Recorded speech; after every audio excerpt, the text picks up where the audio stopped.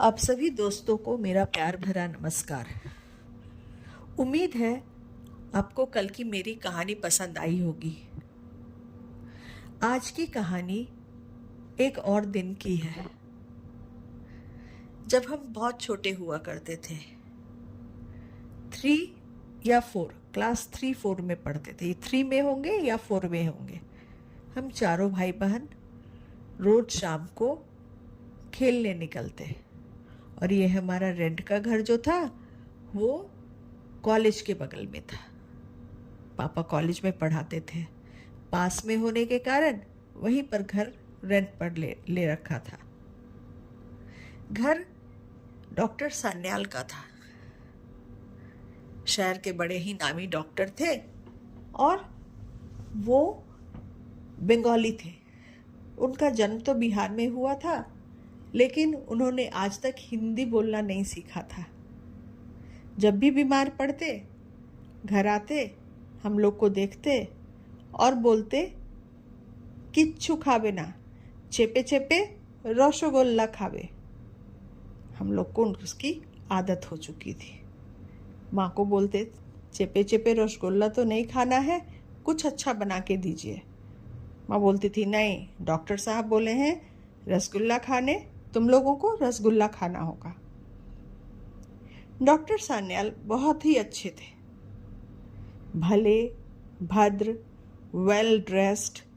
उनकी क्लिनिक चौक बाजार में हुआ करती थी। हर सुबह 8 बजे वो निकलते, 12 बजे आते, 4 बजे निकलते, 8 बजे आते।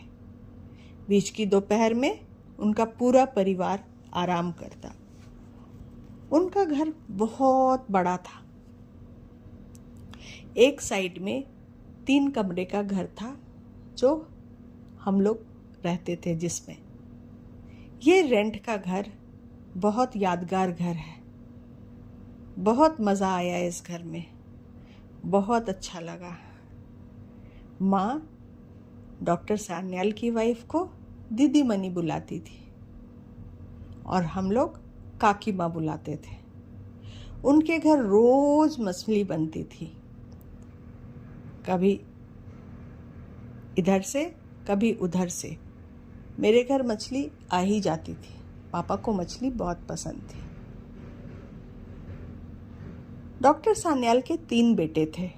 बड़े वाले दीपूदा, छोटे वाले दिलूदा, उससे छोटे वाले दीपूदा। देबूदा सबसे छोटे थे, हमको बहुत मानते थे। मेरा नाम रखा था राखी, क्योंकि मेरा जन्म रक्षाबंधन के दिन हुआ था और हम हर साल उन लोगों को राखी बांधते थे।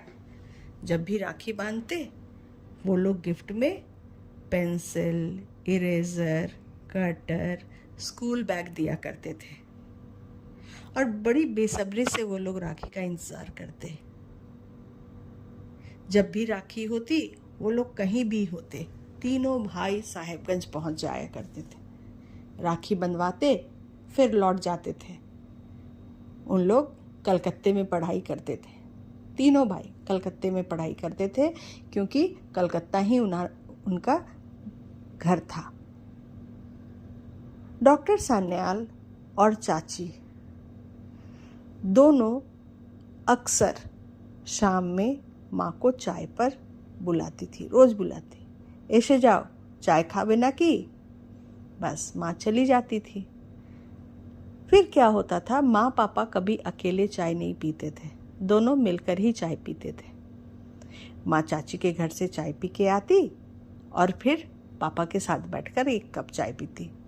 मेरी माँ चाय पीने की बहुत शौकीन थी। दिन में कई बार चाय बनती थी और कई बार वो पीती थी। ये बचपन का दिन बहुत अच्छा था, बीतता जाता।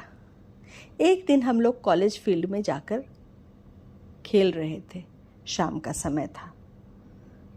हुआ यूं, खेलते खेलते थक कर स्टेज पर जाकर बैठ गए।